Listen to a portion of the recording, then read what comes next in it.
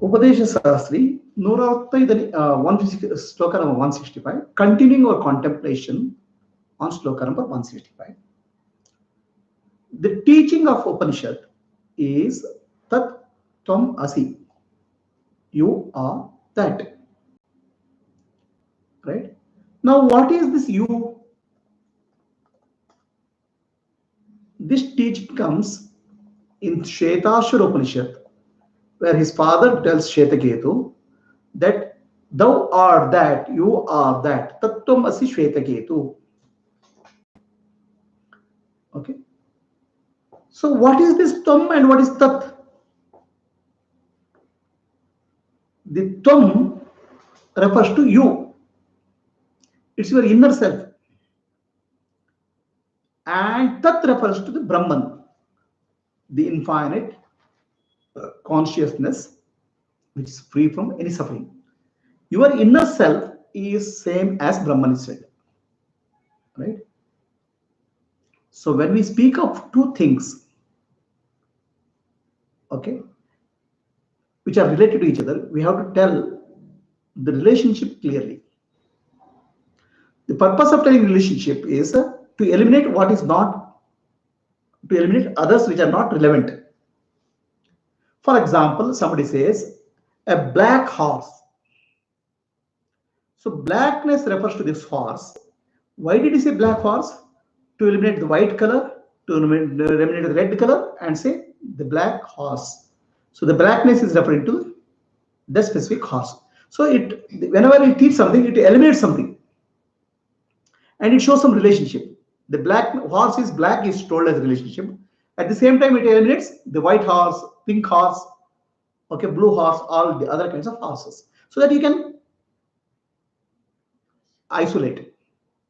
Correct? Similarly, the space inside the house and the space outside the house is one and the same. Okay, so I am referring to space only, right? When we teach Tat Tvam Asi, Tat and Tvam both are referring to consciousness only. Okay, Tat means consciousness, Brahman. Tvam means your inner self, Atma. Tat means Brahman.